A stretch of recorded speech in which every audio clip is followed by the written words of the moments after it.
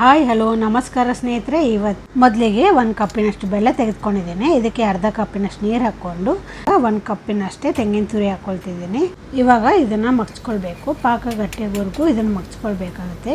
ಸ್ವಲ್ಪ ಮಟ್ಟಿಗೆ ಜ್ಯೂಸಿಯಾಗಿ ಇರಬೇಕು. ಇವಾಗ ಇದಾಗಿದೆ, ಇಷ್ಟಾದರೆ ಸಾಕು. 1.5 ಕಪ್ಪಿನಷ್ಟು ನೀರು ಹಾಕ್ಕೊಳ್ತಾ ಇದ್ದೀನಿ. 1 ಚಮಚದಷ್ಟು ಎಣ್ಣೆ ಅಥವಾ ತುಪ್ಪ ಯಾವ್ದಾದ್ರು ಹಾಕ್ಕೊಳ್ಬೋದು. 1 ಪಿಂಚ್ ಉಪ್ಪು ಹಾಕ್ಕೊಳ್ಬೇಕು. ನೀರು ಕುದಿಯೋಕ್ಕೆ ಬಿಡಬೇಕು. ನೀರು ಕುದಿ ಬಂದಮೇಲೆ 1 ಕಪ್ಪಿನಷ್ಟು ಅಕ್ಕಿ ಹಿಟ್ಟು ಹಾಕ್ಕೊಳ್ಬೇಕು.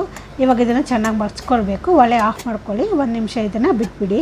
ಇದನ್ನು ಒಂದು ಬಟ್ಲಿ ತೆಗೆದುಕೊಳ್ತಾ ಇದ್ದೇನೆ. ಇವಾಗ ಇದಕ್ಕೆ ಚೂರು ನೀರು ಹಾಕಿಕೊಂಡು ಹಿಟ್ಟಿನ ಹದಕ್ಕೆ ಕಲಿಸ್ಕೊಳ್ಬೇಕು. ಹಾಲಿನ ತೊಟ್ಟಿ ಮೇಲೆ ತುಪ್ಪ ಸವರ್ಕೊಳ್ತಿದ್ದೀನಿ. ದೊಡ್ಡ ಬಾಲ್ ಗಾತ್ರದ ಹಿಟ್ಟು ತೆಗೆದುಕೊಂಡು ಇವಾಗ ಇದನ್ನು ಚೆನ್ನಾಗಿ ಒತ್ಕೊಳ್ತಿದ್ದೀನಿ. ಈಗ ಇದ್ರ ಮಧ್ಯದಲ್ಲಿ ಕೊಬ್ಬರಿ ಮತ್ತು ಬೆಲ್ಲದ ಮಿಶ್ರಣ ಇಟ್ಟು ಇದನ್ನು ಮುಚ್ಚಬೇಕು. ಮತ್ತೆ ಸೈಡಲ್ಲೆಲ್ಲ ಚೆನ್ನಾಗಿ ಇದನ್ನು ಒತ್ಕೊಳ್ಬೇಕು. ಕಾದಿದೆ, ಕಡುಬುಗಳನ್ನ ಇಟ್ಕೊಳ್ತಾ ಇದ್ದೇನೆ.